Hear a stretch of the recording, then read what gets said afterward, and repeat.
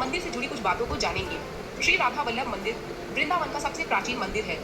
यह मंदिर बांके बिहारी जी के मंदिर से वॉकिंग डिस्टेंस पर कोई आधे किलोमीटर की डिस्टेंस पर है। वैसे एक बात जानकर आपको बिल्कुल हैरानी नहीं होगी कि भारत के कई सारे मंदिरों के जैसे श्री राधा वल्लभ मंदिर पर भी मुगलों द्वारा आक्रमण किया गया था। यह हमला मुगल बादशाह औरंगजेब के शासनकाल में हुआ था। उन्होंने मंदिर को बुरी तरह क्षतिग्रस्त किया और काफी कुछ यहाँ से लूट कर ले गए थे। हालांकि आक्रमण से पहले ही मंदिर सेवकों को इसकी जानकारी मिल गई थी और उन्होंने विग्रह को राजस्थान के भरतपुर जिले के कामा में ले जाकर स्थापित कर दिया था, जहां यह विग्रह को 123 वर्षों तक रहे और उसके बाद पुनः वृंदावन लाई गए। श्री राधा वल्लभ के विग्रह को सबसे पहले श्री हित हरिवंश जी वृंदावन लाए थे और उन्होंने ही विग्रह को यहाँ स्थापित किया था। आज उन्हीं के वंशज मंदिर में राधा वल्लभ जी की सेवा पूजा करते हैं, परंतु राधा कृष्ण के इस युगल रूप को प्रकट करने वाले तो कोई और ही थे। कथा का यह पहलू देवों के देव महादेव से जुड़ा है, जिन्होंने इस विग्रह को अपने हृदय से प्रकट किया था।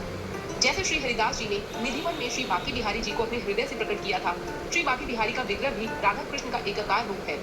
अब जानते हैं कि शिव जी द्वारा श्री राधा वल्लभ के विग्रह को प्रकट करने का क्या कारण था और विग्रह वृंदावन तक कैसे आए।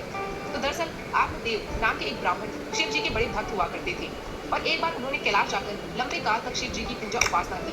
उनकी तपस्या से खुश होकर शिव जी ने उन्हें कोई वरदान मांगने को कहा, जिस पर भक्त ने स्पष्ट कहा कि मुझे तो सिर्फ आपके दर्शन मात्र की अभिलाषा थी, जो अब पूर्ण हुई।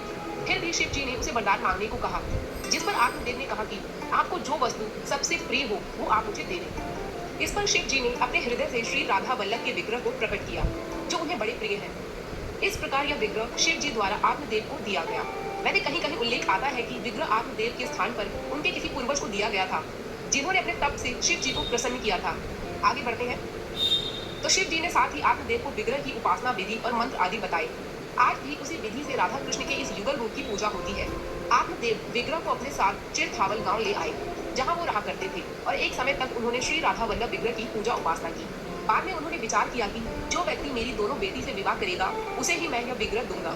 इसके बाद हुआ यह कि श्री हरिवंश जी जो 31 वर्ष तक देव वन में रहे और उसके बाद 32 वर्ष की आयु में वृंदावन के प्रस्थान किया। बीच में विश्राम करने हेतु वो इसी चिरथावल गांव में रुके। रात को स्वयं राधा जी उनके सपने में आई और विशेष आदेश दिया। साथ ही कहा कि इसी गांव में हमारा भी विग्रह है, तो उसे भी अपने साथ ले जाकर वृंदावन में स्थापित करें। जिस आदेश पर श्री हरिवंश ने आत्मदेव की दोनों बेटियों से विवाह किया और उनसे श्री राधा वल्लभ के विग्रह को प्राप्त किया। राधा जी के आदेश अनुसार वो विग्रह को वृंदावन ले आए। ऐसा कहा गया कि जब वो अपने परिवार सहित वृंदावन आए थे तब वृंदावन जंगल के समान दिखता था, तो एक ऊंचे स्थान पर उन्होंने विग्रह को स्थापित कर दिया और लताओं से राधा वल्लभ के लिए एक मंदिर सा बनवाया। मंदिर के आचार्य बताते हैं कि श्री हरिवंश ने राधा वल्लभ को इसी प्रकार रखा और उनके लिए कभी कोई मंदिर नहीं बनवाया।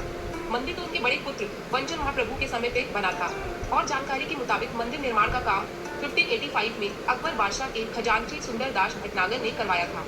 अकबर ने वृंदावन के 7 प्राचीन मंदिरों को उनके महत्व के अनुसार 180 बीघा जमीन दी थी, जिसमें से 120 बीघा जमीन तो सिर्फ राधा वल्लभ मंदिर को मिली। मंदिर के निर्माण के लिए लाल पत्थर का प्रयोग हुआ था और उसके ऊपर शिखर भी बनी थी।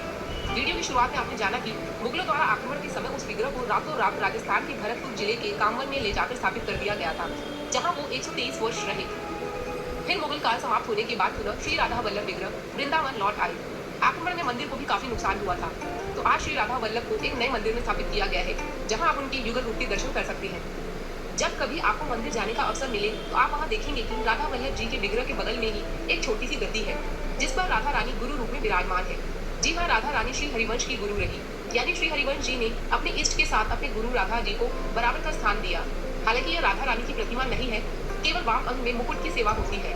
आप सोचेंगे कि बगल में कोई विग्रह है, लेकिन श्री हरिवंश ने राधा वल्लभ जी के एकाकार विग्रह के अलावा किसी दूसरे विग्रह को कभी स्थापित नहीं किया, इसलिए उनके बगल में आपको एक मुकुट दिखेगा जिसकी पूजा की जाती है। जिसके दिल में राधा वल्लभ जी के प्रति सच्चा भक्ति भाव है, प्रेम भाव है व पूर्ण श्रद्धा है, केवल उसी को श्री राधा वल्लभ जी के इस युगल रूप के दर्शन मिलते हैं। तो दोस्तों, श्री राधा वल्लभ जी के विग्रह और मंदिर से जुड़ी ये थी कुछ बातें। आपके पास भी अगर इस विषय में कोई जानकारी है तो उसे आप कमेंट बॉक्स में लिखकर शेयर कर सकते हैं।